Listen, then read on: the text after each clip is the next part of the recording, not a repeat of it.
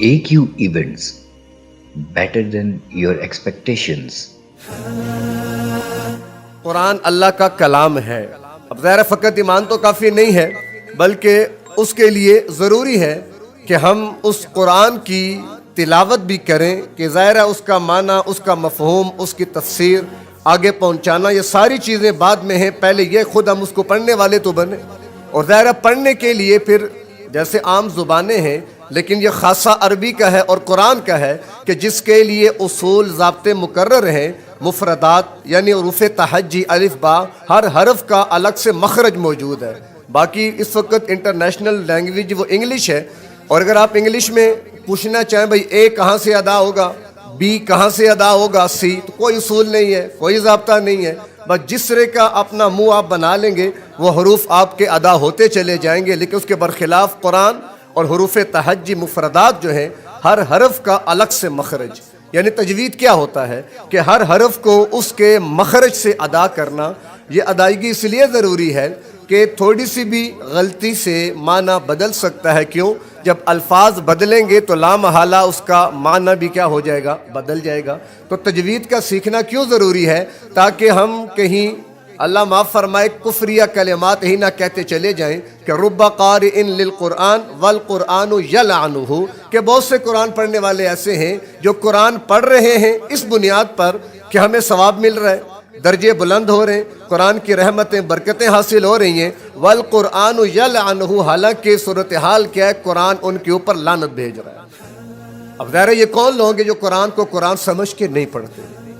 تو اس لیے تجوید اور ترتیل، اللہ قرآن میں فرماتے ہیں وَرَتِّلِ الْقُرْآنَ تَرْتِيلًا، ٹھہر ٹھہر کے اس قرآن کی تلاوت کرو. اور کل قیامت میں بھی جب حافظ قرآن سے کہا جائے گا کہ تو قرآن کی تلاوت کر جیسے دنیا میں کرتا تھا، ترتل کما ترتل فی الدنیا، کہ قرآن کی ایسی تلاوت کر ٹھہر کر جیسے تو دنیا میں کیا کرتا تھا، جہاں آخری آیت آئے گی وہیں پہ جنت میں تیرا مقام ہوگا.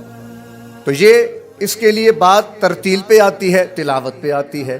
اب تلاوت صرف یہ نہیں ہے کہ ہم نے وضو کیا، قرآن کھول کے بیٹھ گئے اور بس اپنی ترتیب پر کسی نے پنجابی میں پڑھ لیا، کسی نے پشتو میں پڑھ لیا، کسی نے کسی اور اپنی مادری زبان میں قرآن کو پڑھنا شروع کر دیا. ایسے نہیں، بلکہ آداب کی رعایت، بہت ساری چیزیں اس کے اندر آتی ہیں. تو بنیادی چیز تو یہ ہے کہ آپ کو حروف کی پہچان ہو کہ حروف کی تبدیلی سے معنی کہاں سے کہاں جاتا ہے. الحمد، اب ہا اور ہا قریب مخرج ہے دونوں کا، لیکن اگر معنی کی طرف جائیں گے تو الحمد کا معنی ہے تمام تعریفیں اللہ کے لیے. اب آپ نماز میں کھڑے ہیں، الحمد، قرآن کی تلاوت کا آغاز کرنا ہے الحمد، تو حمد سے تعریفیں ہم اللہ کے لیے ثابت کر رہے ہیں. لیکن الحمد پڑھیں گے تو حمد کا معنی توڑ پھوڑ، آپ کہہ لیں آل فول، وہ سارا اللہ کے لیے. معنی کہاں سے کہاں چلا گیا.